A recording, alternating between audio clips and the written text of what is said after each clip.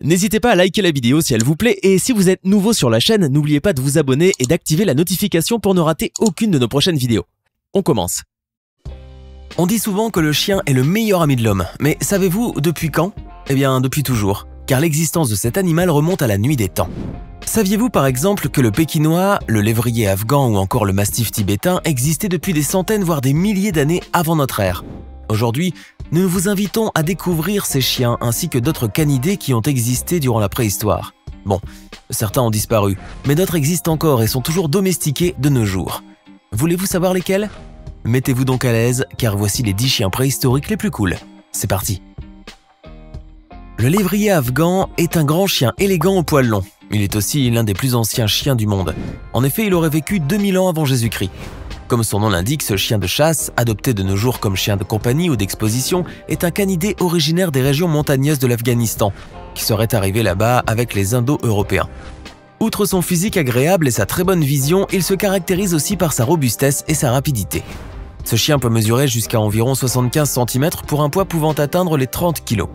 En raison de son air qui peut vous sembler un peu arrogant, eh bien il faut dire que ce chien a du caractère. Certes, le lévrier afghan est un chien tranquille, calme et réservé qui peut tout de même se montrer affectueux avec son maître, quoiqu'il soit parfois difficile à dresser et à éduquer. Cependant, c'est un chien indépendant et réservé.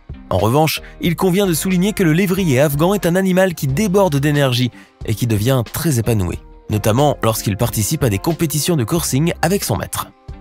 Le pékinois est un petit animal tout mignon qui était particulièrement apprécié en Chine. Il était déjà connu 2000 ans avant Jésus-Christ, mais c'est surtout durant le 8e siècle de notre ère, à l'époque de la dynastie Tang, que son existence a été découverte. Descendant des chiens du Tibet, ce petit canidé au physique agréable qui ressemble à une vraie peluche vivante était le chien de compagnie préféré de la famille impériale chinoise. Cependant, il était également très apprécié en Grande-Bretagne où il fut introduit durant le 19e siècle. En raison de sa grande adaptation, mais aussi grâce à son courage et à ses génétiques très résistantes, le pékinois a réussi à cohabiter avec l'homme durant de nombreux siècles, ce qui fait de lui l'un des plus vieux chiens de l'histoire qui existe encore de nos jours. Le husky sibérien est un très beau chien originaire de Sibérie orientale, qui est apparu il y a plus de 2000 ans avant Jésus-Christ. Il a également vécu depuis très longtemps auprès des Tchouks, un peuple paléo-sibérien qui vit au nord de la Russie. Mais si cette race de chien a survécu durant tous ces siècles-là, c'est grâce à sa grande capacité à résister au grand froid. Cela aurait donc facilité la domestication du husky sibérien par les Tchouks. D'ailleurs, ces derniers l'utilisaient notamment comme chien de garde ou pour tirer les traîneaux, ainsi que pour le pâturage. Proche du loup en raison de son physique et de sa force, le husky sibérien n'a pourtant rien d'agressif. Bien au contraire, ce chien est connu pour son caractère social et jovial, ce qui fait de lui une race de chien très populaire, très appréciée et très domestiquée de nos jours. Une autre vieille race de chiens qui nous provient également du Tibet est le Lhasa Apso. Nommé ainsi en référence à la ville de Lhasa, la ville sacrée des Tibétains, ce petit chien au minois adorable qui ne pèse pas plus de 7 kg est apparu bien des siècles avant notre ère. On raconte qu'en 800 avant Jésus-Christ, il était déjà très précieux chez les Tibétains. De plus, il était le chien de compagnie par excellence chez les moines et chez les nobles. Petit mais très courageux, le Lhasa Apso fait même un excellent chien de garde pour les monastères et les palais. Par ailleurs, ce chien est connu pour sa grande résistance au froid. Son long poil lui permet de réguler la température de son corps, quelle que soit la saison. Mais il faut dire aussi que le Lhasa Apso est un chien qui a pu s'acclimater et qui a fini également par s'adapter à un nouveau mode de vie loin des montagnes de l'Himalaya. En effet, ce petit canidé est même devenu un chien d'appartement lorsqu'il est arrivé en Amérique dans les années 30. Connu pour son intelligence, pour son caractère affectueux et pour sa grande énergie, le Lhasa Apso fait partie des races de chiens les plus cool de nos jours. Avant de continuer, voici maintenant la question du jour. Chez les canidés, laquelle de ces parties est unique pour chaque chien? Option A, les coussinets. Option B, la truffe. Option C, l'extrémité de la queue. Réfléchissez bien et choisissez l'option qui vous semble correcte. Nous verrons si vous avez bien répondu à la fin de cette vidéo. Cette vieille race canine originaire d'Afrique remonte à 5000 ans au moins. On raconte que le Basenji a été offert à l'un des pharaons de l'Égypte antique par des Congolais. Mais avant d'être domestiqué par les anciens Égyptiens, le Basenji était utilisé pour chasser, récupérer des proies, prévenir du danger, mais aussi pour servir de guide dans les forêts de l'Afrique.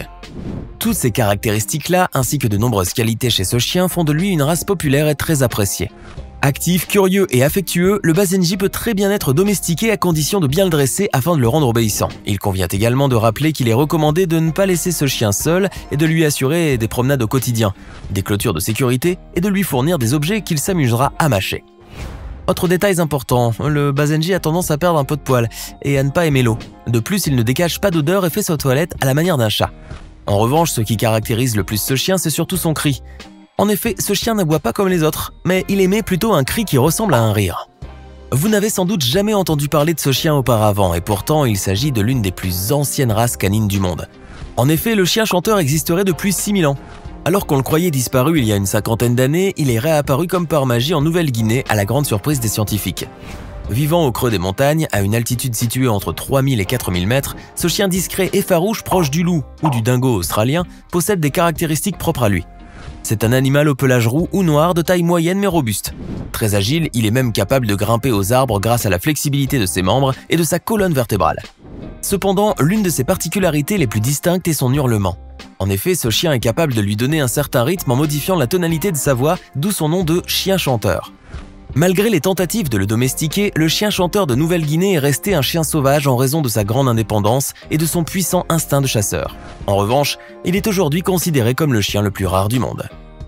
On ne connaît pas forcément la race de ce chien et encore moins s'il s'agit réellement d'un chien ou plutôt d'un loup. Cependant, Dogor, qui veut dire ami dans la langue lakouti, est probablement l'un des plus anciens spécimens de canidés jamais identifiés. Vieux de 18 000 ans, ce chiot a été retrouvé en 2018 en Russie sous la glace du permafrost de Sibérie, près de la ville de Iakoutsk. Ce qui explique donc l'état de conservation presque parfait de son corps. En effet, ce petit mâle âgé de 2 mois selon les estimations n'a presque pas changé depuis sa mort. Son museau, son pelage ainsi que ses dents, entre autres, sont restés intacts même après toutes ces années. Cette découverte a provoqué une certaine ambiguïté chez les scientifiques en raison de la difficulté de définir la race de Dogor, mais aussi en raison de l'absence de résultats concluants des tests d'ADN. Néanmoins, la découverte de Dogor permettra sans doute d'éclaircir un peu plus l'histoire de la domestication des chiens par les humains. Le borophage, dit aussi chien broyeur d'os, est, comme son nom peut vous l'indiquer, un carnivore qui était capable de mordre jusqu'à l'os au point de l'écraser. Le genre Borophagus désigne un groupe de chiens robustes qui vivaient en Amérique du Nord il y a des millions d'années de cela. L'existence de ce groupe de canidés a pu être découverte grâce à des selles fossilisées datant d'il y a 6 millions d'années. Ce sont également ces selles-là qui ont permis de découvrir des fragments d'os, prouvant de ce fait que les chiens étaient des croqueurs d'os. D'après les études qui ont été faites, on a découvert aussi que ce puissant animal, qui pesait entre 20 et 40 kg et qui mesurait 80 cm de longueur à l'âge adulte, possédait également un museau court, ainsi que des dents plus épaisses et plus aplaties que celles des chiens qui existent de nos jours et des carnivores de manière générale. Chose qui explique la force de sa mâchoire et sa capacité à briser des os. Ce chien unique en son genre ne ressemble pas au chien d'aujourd'hui. Seul l'hyène tachetée d'Afrique pourrait présenter quelques similitudes avec ce chien préhistorique. Selon les paléontologues qui se sont penchés sur les études des borophages, ces chiens vivaient et chassaient en meute. C'étaient donc des animaux au caractère social. De plus, ils jouaient un rôle très important dans la nature, notamment grâce à la transformation des carcasses et des nutriments recyclés. L'Hespérosion est un autre genre de canidé disparu. Comme le borophage, l'Hespérosion a vécu lui aussi en Amérique du Nord, s'étendant du sud du Canada jusqu'au Colorado pendant 11,5 millions d'années. Ce chien se caractérisait par ses membres courts et par son faible poids qui n'atteignait pas les 2 kg pour un corps long d'environ 80 cm. Par ailleurs, ce canidé avait la forme d'un autre animal plutôt que de celle d'un chien. En effet, il ressemblait plus à une civette ou encore à un raton laveur. On estime également que ce carnivore pouvait très bien avoir été un animal omnivore. Le dog du Tibet est un grand chien à la crinière de lion et l'une des plus anciennes races de chiens du monde. Originaire d'Asie centrale, ce chien massif à la structure osseuse solide et à la tête lourde serait apparu entre l'an 384 et l'an 322 avant Jésus-Christ. Appelé aussi mastif du Tibet, le dog du Tibet est encore nommé Dokai, en langue tibétaine, ce qui veut dire chien de porte. En effet, ce chien courageux était autrefois utilisé par les bergers nomades de l'Himalaya comme chien de travail, chien de garde ou encore comme chien berger. D'ailleurs, le dog du Tibet était connu pour sa capacité à combattre les loups, ainsi que d'autres animaux qui approchaient les troupeaux qu'il gardait. Généralement calme, le dog du Tibet se caractérise également par sa grande fidélité envers l'homme. Et voilà, c'était les 10 chiens préhistoriques les plus cool. Connaissez-vous d'autres vieilles races de chiens à part celles que nous venons de voir aujourd'hui ? Autre chose, possédez-vous l'un de ces chiens ou bien souhaiteriez-vous adopter l'un d'eux ? Laissez-nous votre réponse dans les commentaires. Et enfin, voici la bonne réponse à la question du jour. La truffe est la partie qui est unique chez chaque chien. Elle est équivalente à nos empreintes digitales.